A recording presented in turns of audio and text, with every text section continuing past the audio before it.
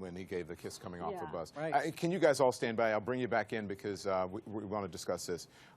Utah Congressman Jason Chaffetz joins me now. I want to bring him in. He says he's pulling his endorsement of Donald Trump. He joins us now by phone. Congressman, thank you so much for joining us. So please tell us what your reaction is to these repugnant, it's the only way to describe them, statements by Donald Trump. I'm out. I can no longer endorse Donald Trump for president. There's no possible way I vote for Hillary Clinton, but these are abhorrent. They are wrong.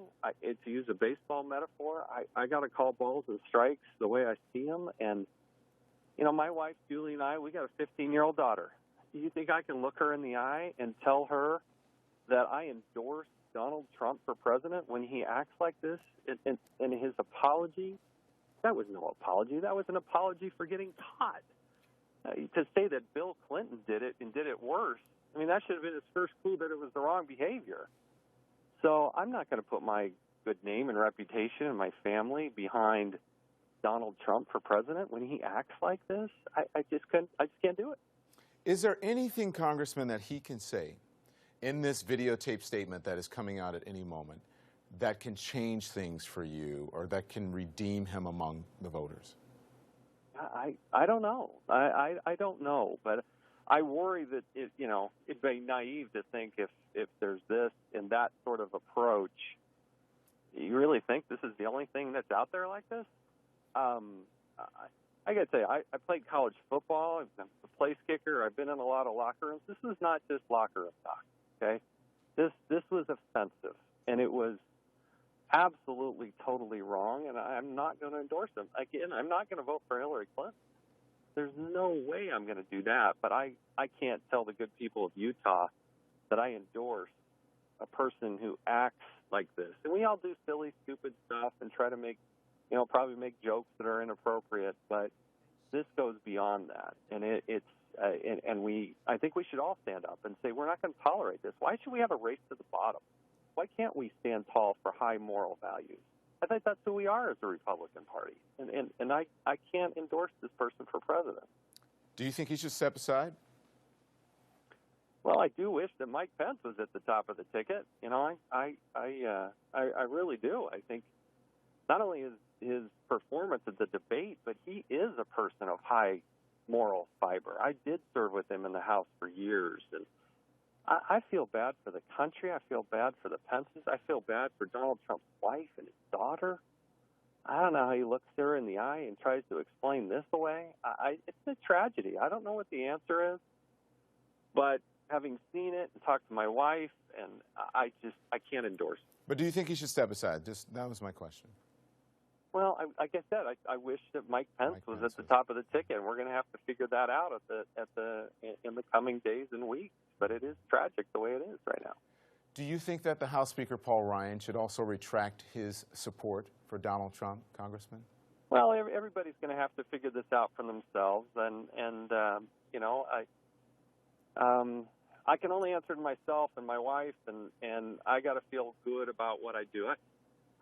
In the Congress, I call out Democrats all day long for when they perform or do something silly and stupid, but this goes beyond silly and stupid. This is just intolerable, and so I can only do what I see fit, and maybe others will do the same. Maybe they won't. Maybe I'll get chastised for it, but I feel good in pulling back my endorsement. I have to do it.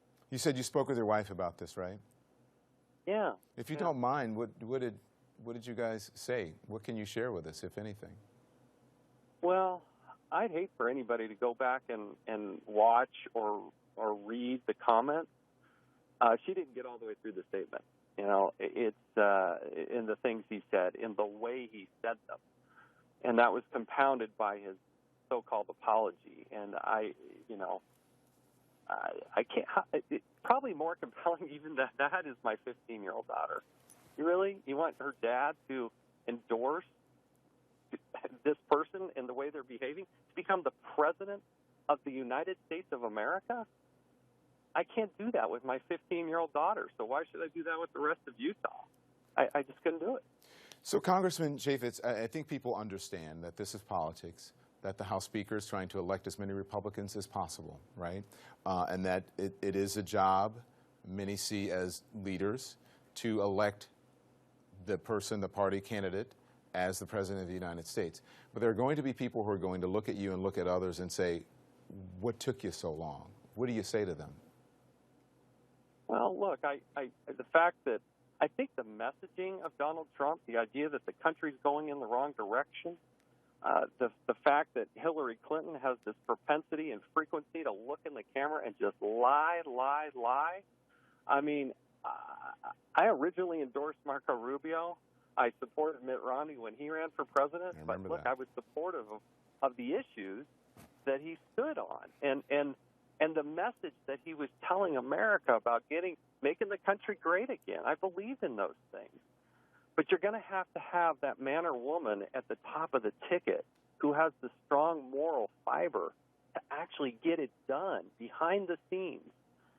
And what I've seen behind the scenes now has led me to believe, when you hear it and see it in his own voice and you read the transcript, I just think, all right, that's just the bridge too far. Yeah. Do you think he's going to lose Utah? He could lose Utah?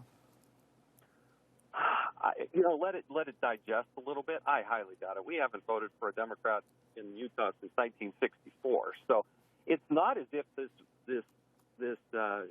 shock of what's happening suddenly goes Hillary Clinton's way, because again, she has a lot of fundamental flaws, and she's probably the most flawed Democratic candidate we've seen in my lifetime. So again, she has a host of problems, and I think the country is looking at and saying, why and how did we get these two people at the top of the ticket? How did that happen? You have been very honest with us, Congressman. I have to ask you, do you think Donald Trump can win now? I don't know. I don't know. Maybe he does. Maybe he opens it up and explains to America what he was feeling, and we're a very forgiving nation. I don't know. I can just tell you, as offended as I am and my wife, and I hope my 15-year-old daughter never reads or sees any of that stuff, I just got to say, I'm out. I'm no longer endorsing. I just can't do that. Congressman, I appreciate your time. Thank you so much.